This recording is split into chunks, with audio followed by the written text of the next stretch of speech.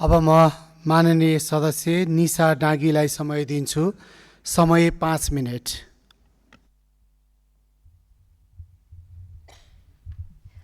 सम्माननीय सभामुख महोदय, यस गरिमामय प्रतिनिधि सभामा उभिएर म सर्वसम्मतबाट निर्वाचित हुनुभएको सम्माननीय सभामुखज्यूलाई हार्दिक बधाई तथा सफल कार्यकालको शुभकामना व्यक्त गर्न चाहन्छु। सम्माननीय ज्यूको संयम, निष्पक्षता र दूरदर्शिताले यस सदनको मर्यादा अझ सुदृढ हुने कुरामा विश्वास समेत व्यक्त गर्न चाहन्छु। सम्माननीय सभामुख महोदय, आजको यो सदन केवल अङ्कगणितीय बहुमतको परिणाम होइन, यो जनचेतनाको पुनर्जागरणबाट जन्मिएको सदन हो। राष्ट्रिय स्वतन्त्र पार्टीले प्राप्त गरेको झन्डै 2/3 बहुमत आकस्मिक घटना वा एआई र एल्गोरिदमको खेल होइन, बरु लामो समयदेखि सञ्चित जन असन्तोष र परिवर्तनप्रतिको तीव्र चाहनाको अभिव्यक्ति हो भन्ने कुरा म यो सदनमा स्पष्टसँग राख्न चाहन्छु। त्यसैले पनि हामीले यसपटक जनताको मतको पूर्ण सम्मान गर्दै अघि बढ्नुपर्नेछ भन्ने कुरा पनि म यहाँ राख्न चाहन्छु। सभामुख महोदय, पछिल्लो पटक राजनीतिक अभ्यासप्रति बढ्दो निराशा, सुशासनको कमजोरी, बेरोजगारी र युवा पुस्तामा देखिएको असन्तोषले समाजमा गहिरो प्रभाव पारेको थियो। चरम भ्रष्टाचारले यस असन्तोषलाई अझ चर्काउँदै जेनजी आन्दोलनलाई जन्म दियो। त्यो आन्दोलन केवल विरोधका स्वरहरू मात्रै थिएनन्। जेनजी आन्दोलन जन उत्तरदायी, पारदर्शिता र नयाँ राजनीतिक संस्कृतिको स्पष्ट माग थियो। हजारौं युवाहरूको सहभागिता र कैयौंको बलिदानले पुरानो सोचलाई चुनौती दिँदै नयाँ राजनीतिक अध्यायको ढोका खोलेको यथार्थ हामी सबैले स्वीकार्नै पर्छ। सभामुख महोदय, यही पृष्ठभूमिमा आएको जनादेशले स्पष्ट सन्देश दिएको छ।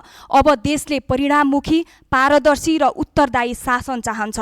छोटो अवधिमा स्थापना भएको एउटा दलप्रति जनताले देखाएको विश्वास आफैमा परिवर्तनको सङ्केत हो। यसलाई कुनै एक दलको विजय भन्दा पनि नागरिकको अपेक्षा र आशाको विजयका रूपमा हामीले लिनुपर्छ। सभामुख महोदय, आज देश नयाँ मोडमा उभिएको छ। परम्परागत राजनीतिक शैलीप्रति प्रश्न उठेका छन्, तर लोकतन्त्रप्रति आस्था अझ बलियो बनेको छ। नागरिकले स्पष्ट रूपमा भनेका छन्, सार्वभौम सत्ता जनतामा निहित छ र हामी यहाँ शासन होइन, सेवा गर्न आएका छौँ। यही भावनाले हाम्रो हरेक निर्णय र कदमलाई मार्गनिर्देशन गर्नुपर्नेछ। यस सन्दर्भमा सम्पूर्ण राजनीतिक दलहरूलाई म विनम्रतापूर्वक अनुरोध गर्न चाहन्छु। विचारमा भिन्नता स्वाभाविक हो, तर राष्ट्रिय हितमा सहकार्य अनिवार्य छ। प्रतिस्पर्धा रहोस् तर द्वन्द्व होइन। बहस होस् यो ठाउँमा तर अवरोधहरू होइन। सहकार्य होस् किनकि जनताको अपेक्षा साझा रहेका छन्। अब राजनीति आरोप प्रत्यारोपमा मात्रै सीमित रहने समय होइन, परिणाम दिने समय आइसकेको छ। जनताले परिवर्तनमा विश्वास गरेर दिएको त्यो मतलाई व्यवहारमा उतार्ने हामी सम्पूर्णमा जिम्मेवारी जनताहरूले थुपारिदिनु भएको छ। प्रतिशोधको भावनामा आरोप प्रत्यारोप गर्ने भन्दा सहकार्यको भावना राख्दै जनताको प्रतिनिधिको रूपमा जनहितका लागि नीति तहमा स्वस्थ बहस गर्न समेत म विनम्रतापूर्वक अनुरोध गर्न चाहन्छु।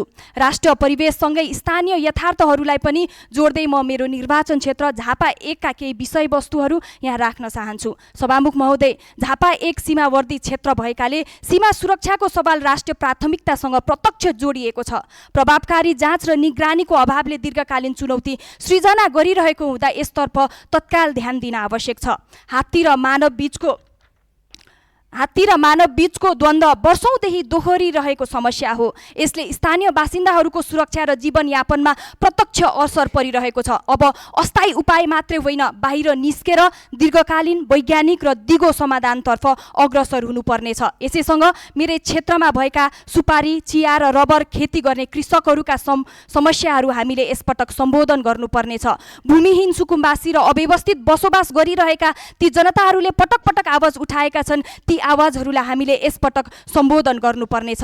यी विषयहरूमा सेवा प्रवाहसँग मात्रै होइन, राज्यप्रतिको जनविश्वाससँग प्रत्यक्ष सम्बन्धित रहेका छन्। र अन्त्यमा सभामुख महोदय, क्षेत्रगत रूपमा उठेका यस्ता समस्याहरूलाई सरकारले गम्भीरतापूर्वक ध्यानमा राखी समाधानतर्फ अग्रसरता दिन्छ भन्ने कुरामा पनि पूर्ण रूपमा विश्वास राख्दै म मेरा विषयवस्तुहरू टुङ्ग्याउन चाहन्छु। समय दिनुभएकोमा धेरै धेरै धन्यवाद।